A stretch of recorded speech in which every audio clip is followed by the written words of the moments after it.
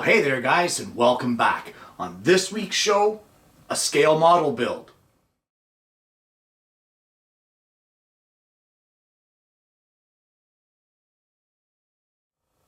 Well, since the last time I posted a scale model build, I have received several requests to do another one. And I didn't want to take up the woodworking section of the show on Friday, so that's why it's here on Alternative Tuesdays, because I just don't know how long this build is going to go. Either way, we're going to get into it today, and it takes what it takes. Guys, these builds are extremely difficult to film because you really don't know what to put in and what not to put in, and because of that, they end up being quite a bit longer than a normal show, hence the multi-part series. As well, this is a tutorial which kind of goes along with if you're going to be using the plans that I am using. It is not me showing you step by step, measurement by measurement, how to make this model. So don't think that that's the way it is. But either way, I'm excited to get started on this one. I've been looking forward to it for a long time. So without further ado, let's get into making the Apache attack helicopter. Well, this project starts off with some 3/4 inch thick poplar and some very complex pieces being the body, both the left and the right sides. The way that you need to go about making complex pieces is you have to think through every single process or cut that you're going to do long before you do it. Any cuts that are square to the body, this bottom edge is our square reference edge. So things like these routed grooves here in the pattern and this routed groove here, those sort of things are all done before any of the shape cutting is done. So the first thing that we can do here is we're going to cut both of our pieces to length, and we will use the exact same setup for both pieces so that both pieces are identical.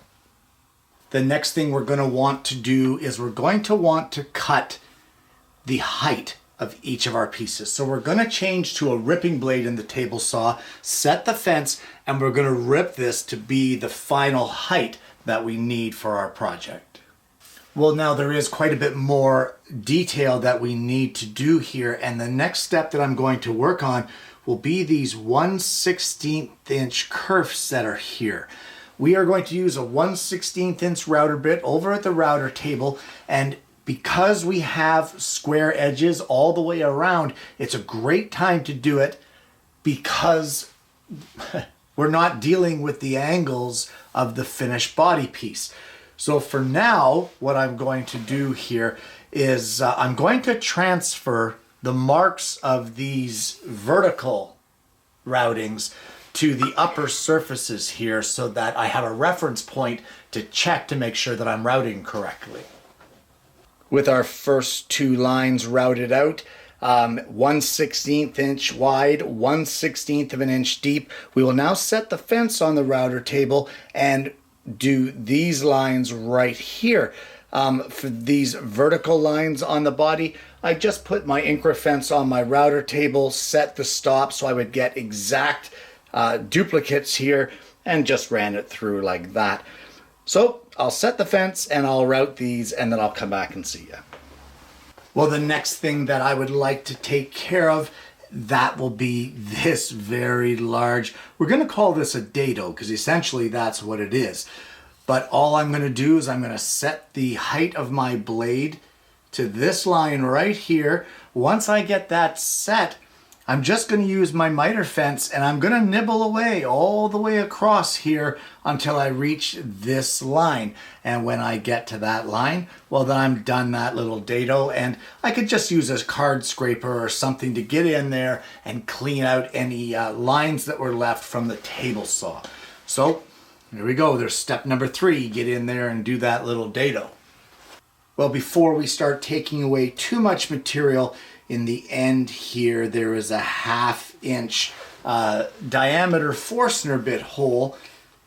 It is 1/4 of an inch deep, and it centers between these two pieces. So what I'm going to do is I'm going to clamp these together as tight as I can, aligning everything up, and we're going to drill that Forstner bit hole right in the end of our stock here. As I said, 1/4 of an inch deep.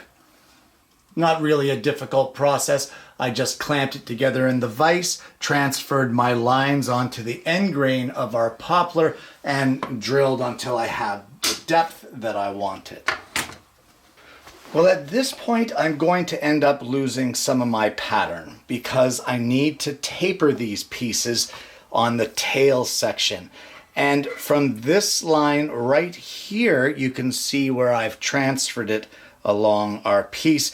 From that line back, it is going to taper from our 3/4 inch thickness right down to 3/8. So all I'm going to do is I'm going to mark a line at 3/8 here, and then join this line to that line, and I'm going to take it over to the belt sander, making sure that this is held square, and we're going to carefully sand this down until we get it the size we want.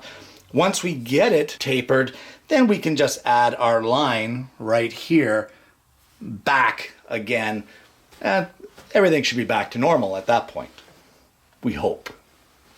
Well, there's another dado that needs to be placed in this piece, in both pieces actually, and that is right here. It will go in the front end, leaving just 1/8 of an inch of material there, and that will eventually form the cockpit of the Apache. So, just like we did with this one, we're just going to head over to the table saw using our miter fence and a table saw blade, a crosscut. We're going to cut this dado to the size that we need, utilizing our flat interior edges to make sure that we get a good square cut. Well, now with those two dados cut, we have formed the cockpit area, and there's one more dado that we need to do. But thinking about the process, the dado is right here. If I cut this dado first, I'm going to lose my marks as far as where it is that I need to cut this section right here. So what I'm going to do is I'm going to head over to the scroll saw, and I'm going to cut this line right here, just up to this line here, and then I'm going to shape this round part on the belt sander. And once I get that done, then I'm going to measure and cut for the dado right here that will leave our front trim piece in place. So I have our pieces cut there, and I shaped these both at the same time on the sander, clamped them together so they would be exactly the same. So now I need to cut the dado right here on both pieces, leaving just a 3/16 of material on the inside edge, according to the plan. So we'll mark that up, and then same process, cross-cutting at the table saw with a cross-cut blade. The last step here, well, not the last step, but the next step here is where we're going to take it over to the scroll saw, and we are going to very carefully cut along our lines here. We are going to make sure that we follow the lines as exactly as we can. If you're not confident enough to do that, cut outside the lines and then sand up to them afterwards. That's perfectly acceptable.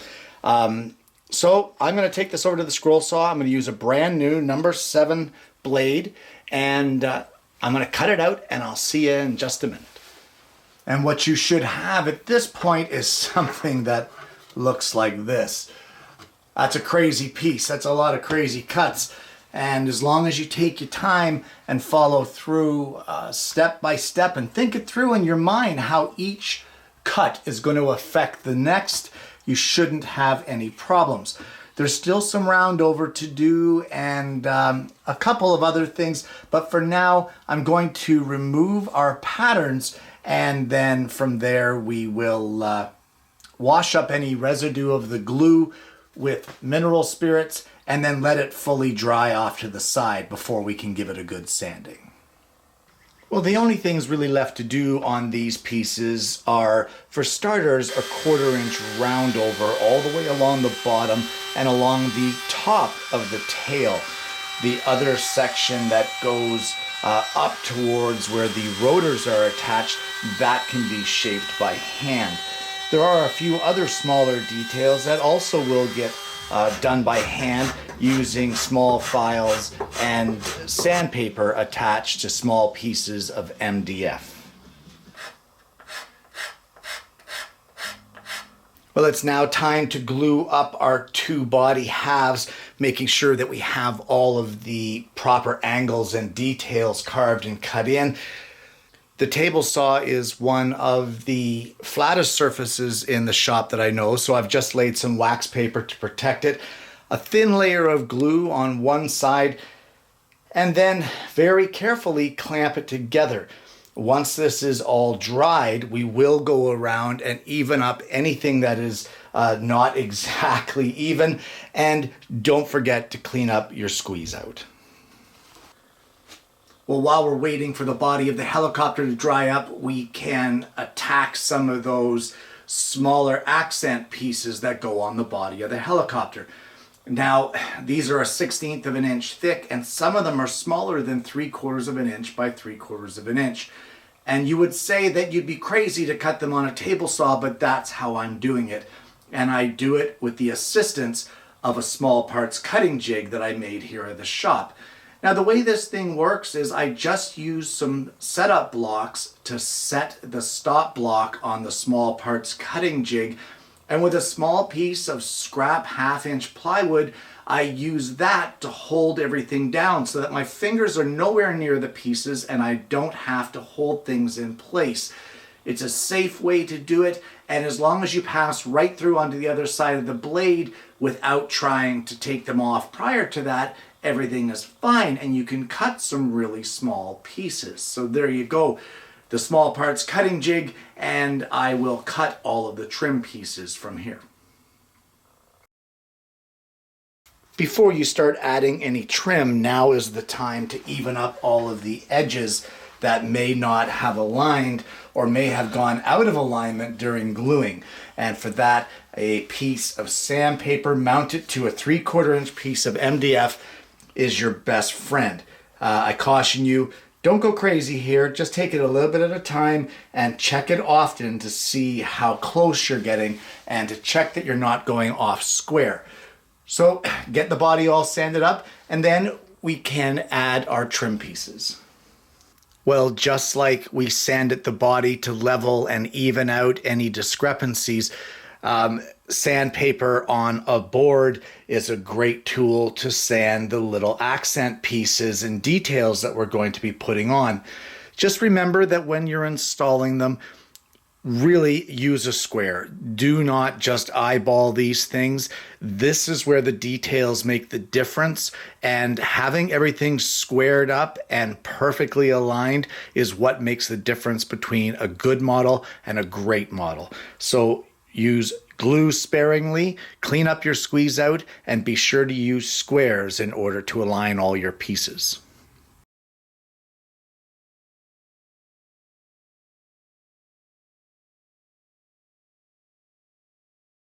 Now, for smaller pieces that require chamfers and angles, you don't need to risk your fingers. A little bit of double-sided tape on the end of a square piece of stock will give you just enough room to get far enough away from the sanding belt so that you don't wreck your fingers, and as you can see, the results turn out just fine.